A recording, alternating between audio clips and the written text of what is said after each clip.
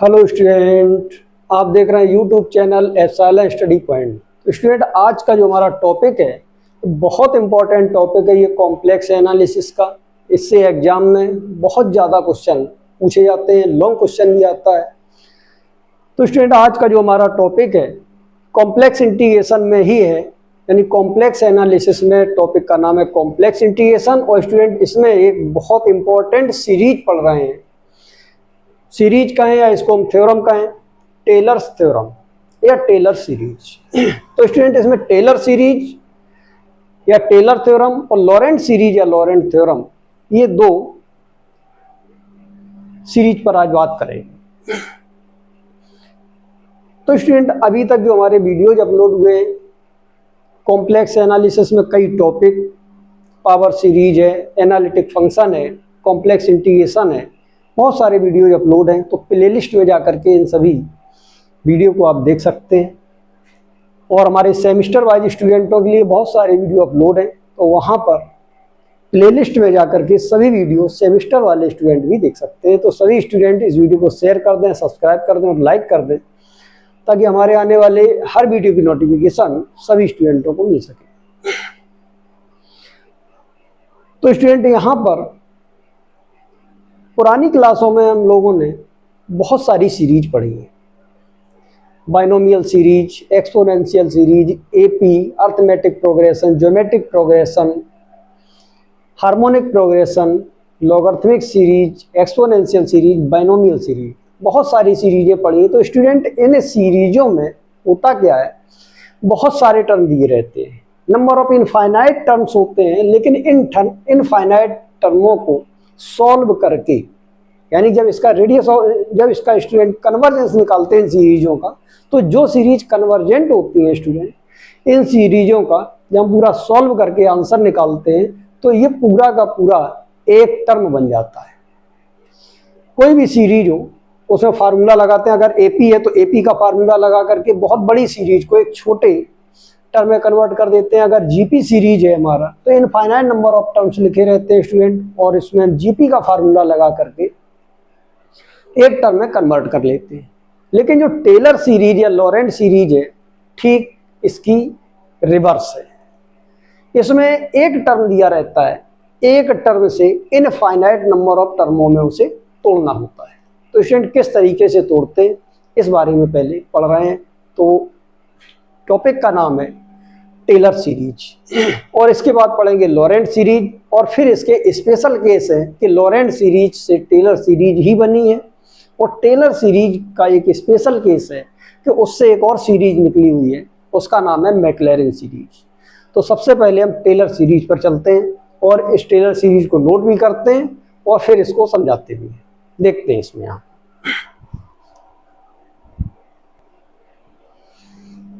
Tailors theorem या Taylor series. तो student, होता क्या है, इसमें एक सर्किल होता है। सर्किल की इक्वेशन लिखते हैं, एक जनरल इक्वेशन लिखते हैं सर्किल की, यानी कि यहां पर लिखा z माइनस ए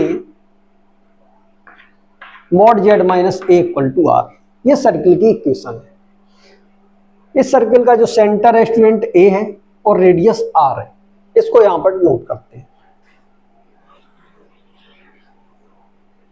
ये सर्किल बना स्टूडेंट, सर्किल का सेंटर ए, यानी कि यहां पर ए लिखते, ये सर्किल का सेंटर है और इसकी रेडियस आर है। तो स्टूडेंट, इन्होंने ये बताया कि इस सर्किल के अंदर, इस सर्किल का नाम सी लिख देते हैं, इस सर्किल के अंदर एक फंक्शन होगा हमारा, वो फंक्शन एनालिटिक होगा। ये पूरा सर्किल है, सर्किल के अंदर वाले पॉइंटों पर जो फंक्शन दिया होगा स्टूडेंट, कोई भी फंक्शन हो सकता है, ये फंक्शन एनालिटिक है। मान लिया एफजेड फंक्शन है हमारा, एफजेड की जो वैल्यू गिवन होगी यहाँ पर होगी, और ये फंक्शन इसके अंदर वाले पॉइंटों पर एनालिटिक होगा पूरे सर्किल के अंदर। तो इन्होंने कहा कि कोई भी पॉइंट हम ले लें, इसका कोई भी पॉइंट ले लें, मान लिया जेड, तो बताया गया एफ जेड का जो इसका फार्मूला निकलता है student, F Z equal to, यानी जो फंक्शन दिया रहता है उस फंक्शन को हम इनफाइनाइट नंबर ऑफ टर्म में कैसे तोड़ते हैं, इसका इन्होंने फार्मूला दिया है। तो स्टूडेंट इसका हम प्रूफ अभी नहीं बता रहे हैं, प्रूफ आगे वीडियो में पूरा प्रूफ बताएंगे, लेकिन अभी क्वेश्चन पर बात करते हैं किस तरीके के क्वेश्चन के सॉल्व किए जाएंगे। बहुत इंपॉर्टेंट टॉपिक है और बहुत क्वेश्चन इसके आते भी हैं एग्जाम में, हर एग्जाम में लगभग एक ना एक दो क्वेश्चन पूछा ही जाता है। तो यहां पर लिखा एफ जेड इक्वल टू, यानी पूरा फंक्शन जो गिवन होगा स्टूडेंट हम चेक करेंगे, पूरे में एनालिटिक होगा और सेंटर इसका ए है, सर्किल का सेंटर ए है। तो इन्होंने ये बताया है कि एफ जेड यानी जो फंक्शन होगा इसको हम किस तरीके से इनफाइनाइट नंबर में ब्रेक करते हैं। तो इन्होंने एक फार्मूला दिया कि एफ जेड इक्वल टू, पहला टर्म यहां पर लिखते हैं एफ ए, ये सेंटर ए के लिए है। जो भी यहां पर फंक्शन दिया होगा स्टूडेंट उसके लिए हमको एक कंडीशन भी दी होगी, वो कंडीशन लिखी रहती है, तो उसके अबाउट हम सॉल्व करते हैं।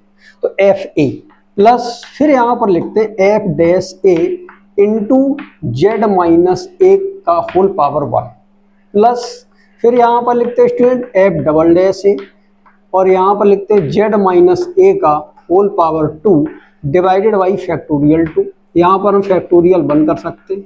इसके बाद यहाँ लिखते हैं plus F triple dash A into Z minus A का whole power 3 divided by factorial 3 plus dot dot dot. अगर इसका nth टर्म लिखते हैं स्टूडेंट तो यानी कि यहाँ पर आता है एफ एन ए इंटू यहाँ पर जेड माइनस ए का whole power n divided by factorial n और plus dot dot dot. Student इसमें नंबर ऑफ टर्म्स जो होते हैं वो इनफाइनाइट होते हैं। इसको एक शॉर्ट मेथड से भी लिखते हैं। इसको शॉर्ट मेथड से किस तरीके से लिखेंगे तो यानी कि यहाँ पर लिखा एफ जेड इक्वल टू, यहाँ पर लगाया सिग्मा और एफ एन का मतलब है एन बार डिफ्रेंसिएशन, डैश का मतलब एक बार डिफ्रेंसिएशन, एफ जेड का एक बार डिफ्रेंसिएशन करें और इसके बाद उसमें जेड की जगह पर ए रखें। एफ डबल डैश ए का मतलब है 2 बार डिफ्रेंसिएशन, इसके बाद जेड इक्वल टू ए रखें और इस तरीके से सॉल्व करते हैं। तो इसका यहाँ पर पूरे टर्मों को, इनफाइनाइट टर्मों को एक सिंगल टर्म में कैसे लिखते हैं तो सीरीज को यहाँ लगाया sigma F N A into यहाँ पर लिखते हैं जेड माइनस ए का whole power n divided by factorial n और इसमें जो n की वैल्यू है स्टूडेंट, n की वैल्यू 0 से इनफाइनाइट। अगर n इक्वल टू 0 लिखते हैं तो इसका मतलब एक भी बार डिफरेंशिएशन नहीं, एफ ए आएगा, यहाँ पर 0 आ जाएगा, 1 हो जाएगी वैल्यू, फैक्टोरियल 0 वैल्यू 1, तो केवल एफ ए बचेगा। जब n की वैल्यू 1 रखेंगे तो एफ डैश ए आएगा, यहाँ 1 रखेंगे जेड माइनस ए का पावर 1 अपॉन फैक्टोरियल 1, 2 रखेंगे तो ये टर्म आएगा स्टूडेंट। इस तरीके से इसको शॉर्ट में हम ऐसा लिख सकते हैं। और फिर स्टूडेंट यहाँ पर और इसका हम शॉर्ट फॉर्म बनाएं तो इसको F N A upon factorial N जो लिखा हुआ है इसको यहाँ पर हम ए एन मान लेते हैं। तो ये सीरीज यहाँ पर कन्वर्ट होके आती है जेड माइनस ए का whole power N, N equal to 0 to infinite, यानी जो यहाँ पर ए एन है स्टूडेंट उसका आंसर है F N A divided by factorial N. यानी कि एफ जेड जो हमारा बना इसको हम लिख सकते हैं F Z equal to sigma लगाया, एन इक्वल टू यहाँ पर 0 टू इनफाइनाइट लिखा और यहाँ पर आ जाएगा A N Z minus A का होल पावर एन और जहाँ पर स्टूडेंट ए एन की जो वैल्यू है वो है F N A divided by factorial N. ये स्टूडेंट है टेलर सीरीज। इसमें एक भी पावर जो वेरिएबल होता है जेड, इसमें एक भी पावर नेगेटिव नहीं होती है, हर पावर पॉजिटिव होती है। कहीं पर भी देख सकते हैं पॉजिटिव पावर चलेगी, पॉजिटिव इंटीजर चलेगी। तो स्टूडेंट यहाँ पर अगर सेंटर हम चेंज करते रहें, यानी कि बताएंगे जो क्वेश्चन आएगा उसमें बताया जाएगा कि हमें सेंटर क्या रखना है। अगर जेड माइनस 2 लिखा है तो यहाँ पर स्टूडेंट जेड माइनस 2 की पावर बनानी है, 3 लिखा है तो जेड माइनस 3 की पावर बनानी है। लेकिन स्टूडेंट एक इसका पर्टिकुलर केस और है कि अगर ए की वैल्यू 0 रख दें, यानी सेंटर को हम ओरिजिन रख दें यहाँ पर ए की जगह 0, तो फिर इस सीरीज का एक नया नाम दिया गया है मैक्लेरिन सीरीज, यानी कि वो टेलर से ही निकली हुई है, लेकिन इसके 2 नाम है, टेलर भी कह सकते हैं और उसको मैक्लेरिन भी कह सकते हैं। तो ये एक नोट पॉइंट लिख दें, यानी कि यहाँ पर ये नोट है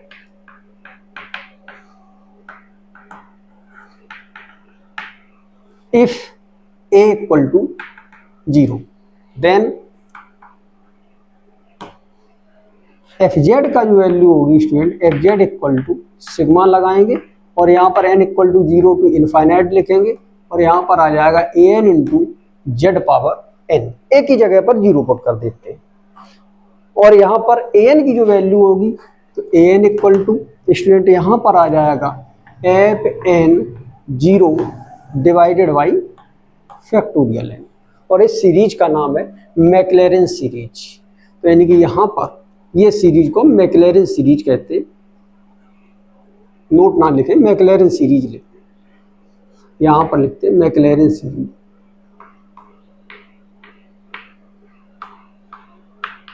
मैक्लेरेन सीरीज, ये स्टूडेंट मैक्लेरेन सीरीज है। If A equal to 0 then F Z equal to N equal to 0 to infinite A N into Z power N, यहाँ पर ए एन की जो वैल्यू है F N 0 upon factorial N, इसको Maclaurin series कहते हैं। और स्टूडेंट हम इसको टेलर सीरीज भी कहते हैं क्योंकि टेलर से ही निकली हुई है, टेलर का एक स्पेशल केस है मैक्लेरेन सीरीज। अगर हम सेंटर सर्किल के सेंटर को 0 कर देते हैं तो टेलर सीरीज ही है, लेकिन इसका दूसरा नाम मैक्लेरेन सीरीज है। अब स्टूडेंट बात करते हैं हम लॉरेंट सीरीज पर। तो यानी टेलर सीरीज का अगर स्टेटमेंट लिखें तो यहाँ पर लिखेंगे एक सर्किल है, उस सर्किल में एफ जेड जो है एनालिटिक है, और इसके बाद हम इसके स्टेटमेंट को नोट भी कर देते हैं। तो ये स्टेटमेंट है student, if a function F Z is analytic within a circle C with its centre ए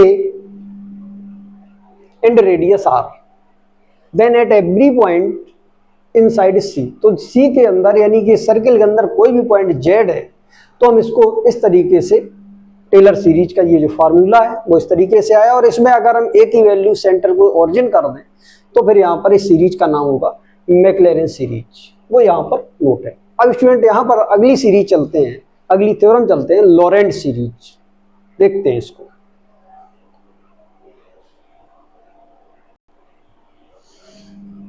तो लॉरेंट्स थ्योरम या लॉरेंट सीरीज, तो स्टूडेंट इसमें क्या होता है कि इसमें दो सर्किल होते हैं, दो सर्किल के बीच में जो पार्ट होता है स्टूडेंट, उस पार्ट में फंक्शन एनालिटिक होता है। जैसे यहाँ पर एक सर्किल लिख रहे हैं z माइनस ए का मॉड, दो सर्किल लिखने हैं तो एक को हमने R1 लिखा और दूसरा सर्किल z माइनस ए और इक्वल टू R2 लिखा। ये दो सर्किल बनाते हैं स्टूडेंट। इसमें जो है यहाँ पर R1 ग्रेटर देन लिखते हैं R2, दोनों के सेंटर एक जैसे हैं। तो यानी एक सर्किल स्टूडेंट यहाँ पर ये बनाया, इसका सेंटर ये है, और दूसरा सर्किल स्टूडेंट यहाँ पर ये बनाया, इसका भी सेंटर ए है।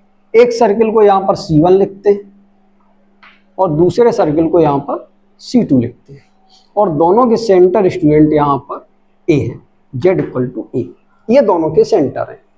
इसकी रेडियस को यहाँ पर हम लिखते हैं R1 और इसकी रेडियस को यहाँ पर लिखते हैं स्टूडेंट R2। तो जो फंक्शन हमारा है वो एनालिटिक है इतने पार्ट में, इस पार्ट में फंक्शन स्टूडेंट एनालिटिक है, इस पार्ट में फंक्शन एनालिटिक है यहाँ पर।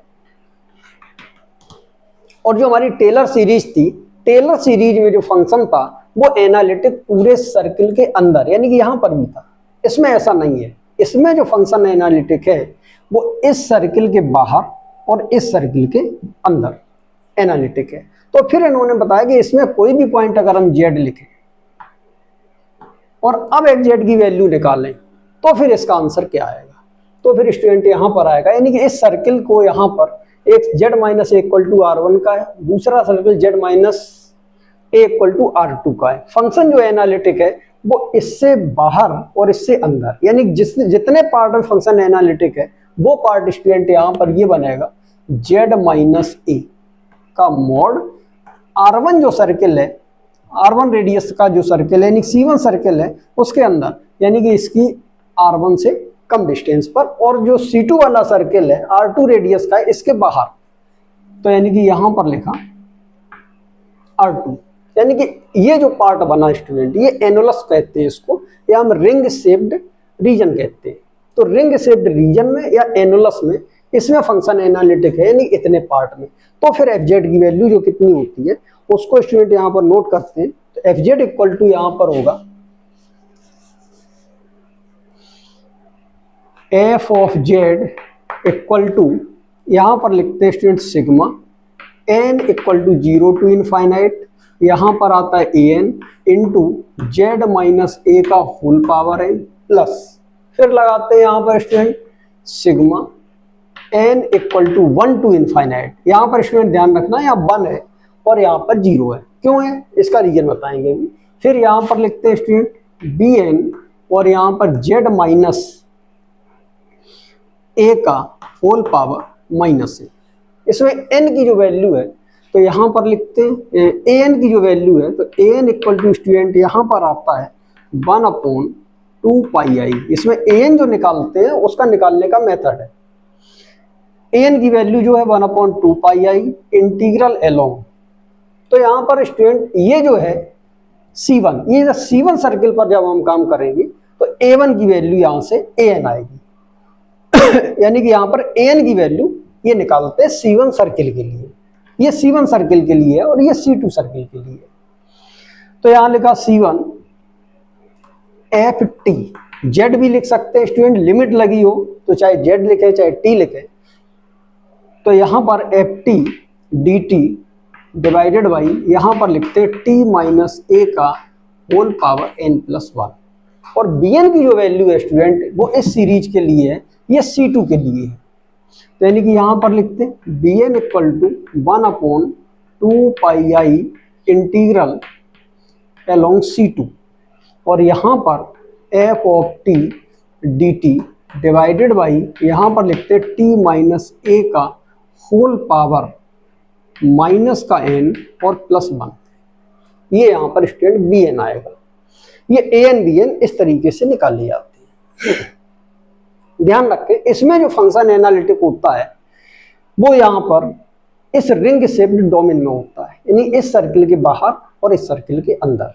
तो इसका एक्सपेंशन दो टर्मों में करते हैं, नेगेटिव पावर भी चलती है और पॉजिटिव पावर भी चलती है। तो कोई भी सीरीज स्टूडेंट लिखी हो, एक्सपेंड की हुई हो, हम लेरेंट सीरीज या टेलर सीरीज का कोई फार्मूला ना लगाएं, चाहे बाइनोमियल से लगाएं चाहे किसी भी मेथड से लगाएं, अगर सीरीज लिखी हुई है उसमें सभी टर्म पॉजिटिव पावर के हैं, सभी टर्म पॉजिटिव इंटीजर पावर लगी हुई है, तो स्टूडेंट वो टेलर सीरीज है। और अगर पॉजिटिव और नेगेटिव दोनों चल रहे हैं तो लॉरेंट सीरीज है, और केवल अगर यहाँ पर नेगेटिव चल रहे हैं तो भी स्टूडेंट वहाँ पर लॉरेंट सीरीज है, यानी एक भी टर्म नेगेटिव अगर हमारा पावर का है तो हम उसको लॉरेंट सीरीज कहते हैं। अगर स्टूडेंट ये पार्ट इसमें ना होता तो ये पूरी सीरीज टेलर सीरीज बनती, क्योंकि पावर पॉजिटिव है। अगर ये टर्म ना होता तो नेगेटिव पावर है तो ये लॉरेंट सीरीज है, पॉजिटिव भी चले नेगेटिव भी चले तो भी लॉरेंट सीरीज, यानी कि नेगेटिव पावर का कोई भी टर्म रहेगा तो स्टूडेंट उस सीरीज को हम लॉरेंट सीरीज कहेंगे। यहाँ पर स्टूडेंट n की वैल्यू 1 से क्यों स्टार्ट की है कि अगर यहाँ पर n की वैल्यू 0 रखते स्टूडेंट तो a0 आता है, कांस्टेंट टर्म आता है। यहाँ 0 रखते 1 आता तो कांस्टेंट मिला। यहाँ से अगर n इक्वल टू अगर हम 0 रख दें तो यहाँ भी 0 आएगा स्टूडेंट, यहाँ 0 आएगा, ये 0 बन जाएगा, तो ये भी कांस्टेंट मिलेगा। तो कांस्टेंट और कांस्टेंट मिला करके दो जगह कांस्टेंट लिखने का मतलब है एक ही जगह कांस्टेंट को एडजस्टमेंट कर दें। तो कांस्टेंट हमने इसमें एडजस्टमेंट कर दिया स्टूडेंट, तो यहाँ से पावर पॉजिटिव चलने लगी और यहाँ पर जब बंद करेंगे तो निगेटिव पावर चलने लगी, यानी कांस्टेंट टर्म दो सीरीजों में ना होकर के एक में ही एडजस्ट कर दिया गया।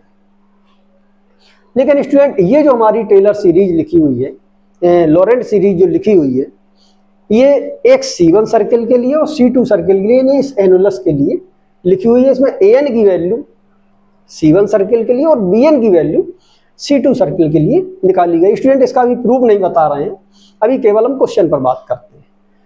लेकिन स्टूडेंट अगर हम इस एनुलस में एक सर्किल खींचें, इस एनुलस में मान लिया इस सर्किल का नाम यहाँ पर हम C लिखेंगे, इस सर्किल को हम C करते हैं, तो अब AN और BN पर क्या इफेक्ट पड़ेगा वो देखते हैं। तो स्टूडेंट यहाँ पर AN की जो वैल्यू होगी AN इक्वल टू, उसको यहाँ पर लिखेंगे 1/2 pi I integral along C, और यहाँ पर स्टूडेंट आ जाएगा FT divided by T minus A का होल पावर n+1 और DT लिखा।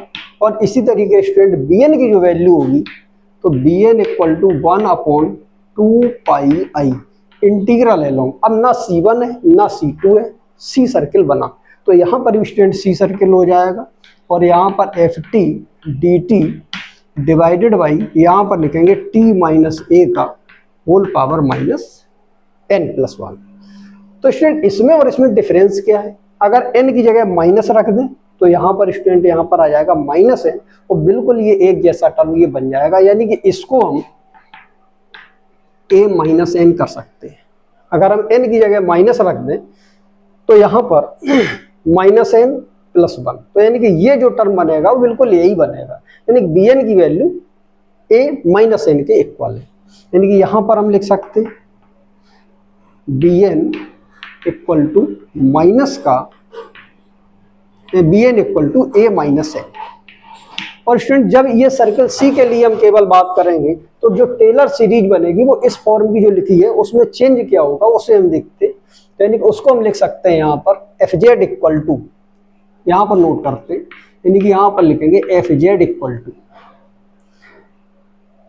सिग्मा n इक्वल टू यहाँ पर लिखेंगे 0 टू इनफाइनाइट, और यहाँ से वैल्यू स्टूडेंट मिल जाएगी an into Z minus A का होल पावर n प्लस,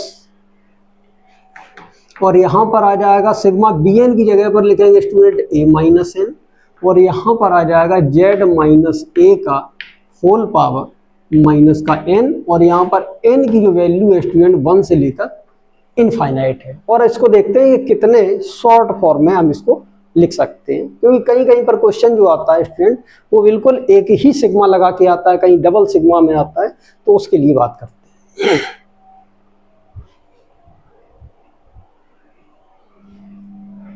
तो स्टूडेंट यहाँ पर fz जो लिखा हुआ है वो fz इक्वल टू सिग्मा लगाया, यहाँ पर लिखा student n equal to 0 to infinite, और ये वैल्यू यहाँ पर आ जाएगी an into Z minus A का होल पावर n प्लस लगाएंगे।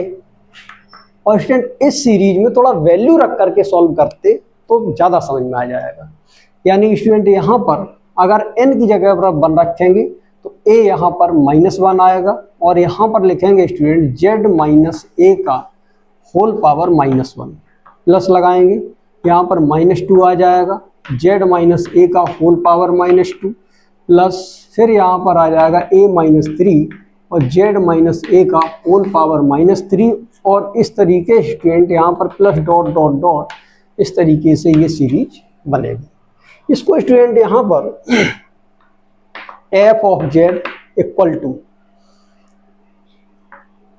सिग्मा n इक्वल टू यहाँ पर 0 टू इनफाइनाइट लिखा, यहाँ पर लिख दिया an z माइनस ए का whole power n plus. Student यहाँ पर नंबर ऑफ टर्म्स इनफाइनाइट लिखे हुए हैं, लेकिन हम देख रहे हैं ये टर्म -1 -2 -3, ये जो टर्म है यहाँ पर n बराबर 0, यानी कि एक लाइन यहाँ पर खींचे, इससे थोड़ा ज़्यादा समझ में आएगा। यहाँ पर 0 आ जाए, जब n की वैल्यू 1 रखेंगे स्टूडेंट तो इधर चलेगी, n की वैल्यू 2 रखेंगे तो यहाँ आएगा, 3 रखेंगे तो ये आएगा, 4 रखेंगे, इस तरीके स्टूडेंट यहाँ पर ये टर्म चल रहे हैं सीरीज के, यानी कि लेफ्ट से राइट की तरफ बढ़ते हुए क्रम में। यहाँ पर देखते हैं स्टूडेंट -1, जब हमने -1 रखा तो स्टूडेंट यहाँ पर आएगा, -2 रखा तो फिर ये टर्म यहाँ पर आएगा, यानी कि इसमें जो टर्म चल रहा है इस वाले टर्म में वो 0 से राइट की तरफ चल रहा है, लेकिन स्टूडेंट यहाँ जो नंबर टर्म चल रहा है -1 ये लेफ्ट की तरफ चल रहा है, इसको भी हम राइट की तरफ बनाएं तो स्टूडेंट इसमें जो छोटे टर्म है -3 -4 -5, तो यहाँ से ऐसे चलना स्टार्ट करें, यानी कि इसको रिवर्स फॉर्म में लिखते हैं। तो स्टूडेंट इस तरीके से लिखेंगे plus dot dot dot plus, और यहाँ पर सबसे पहले स्टूडेंट यहाँ पर a माइनस 3 आएगा, और इसको लिखते हैं z माइनस ए का होल पावर -3, फिर इसको स्टूडेंट यहाँ लिखते हैं a माइनस 2, और यहाँ पर आता है z माइनस ए का पावर -2 प्लस, फिर यहाँ पर लिखते हैं स्टूडेंट a माइनस 1 और z माइनस ए का होल पावर -1। इस तरीके स्टूडेंट इसको लिख सकते हैं, यानी कि ये टर्म जो चल रहे हैं स्टूडेंट माइनस इनफाइनाइट से, यानी कि यहाँ कहीं माइनस इनफाइनाइट है, फिर स्टूडेंट यहाँ पर चलेंगे, ये टर्म आ जाएगा -3, फिर यहाँ पर -2, फिर यहाँ पर -1, और इसके बाद स्टूडेंट ये सीरीज कंटिन्यू 0 1 2 3 बना देंगे, यानी कि इस टर्म को, इस सीरीज को हम इस तरीके से लिख रहे हैं। अब स्टूडेंट इसको हम बहुत शॉर्ट फॉर्म में इस तरीके से लिख सकते हैं, यहाँ पर लगाएं स्टूडेंट ए एन और इसको लिख दें जेड माइनस ए का होल पावर एन। लेकिन n की वैल्यू स्टार्ट करें स्टूडेंट माइनस इनफाइनाइट से, इधर से चल रही है और यहाँ पर लिख दें माइनस बनता है, यानी माइनस इनफाइनाइट रखें फिर उससे बड़ा फिर उससे बड़ा, तो -3 रखेंगे स्टूडेंट तो यहाँ -3 आएगा, यहाँ -3 आएगा तो ये बना। फिर -3 के बाद -2 रखेंगे स्टूडेंट, -3 से बड़ा -2 है तो -2 और -2 तो ये वाला टर्म मिलेगा। फिर स्टूडेंट यहाँ पर -1 रखेंगे तो फिर ये वाला टर्म मिलेगा। तो इस तरीके से टोटल टर्म जो लिखे हुए हैं वो इस तरीके से ऐसे शॉर्ट फॉर्म में लिख सकते हैं। तो अब यहाँ पर लिखा सिग्मा लगाया ये लिखा हुआ है n = 0 टू इनफाइनाइट और यहाँ पर लिखते हैं an और इसको लिखते हैं z माइनस ए का होल पावर n। तो इस दोनों सीरीजों को स्टूडेंट कंबाइन करें तो किस तरीके से इसको हम लिख सकते हैं उसको देखते हैं यहाँ पर।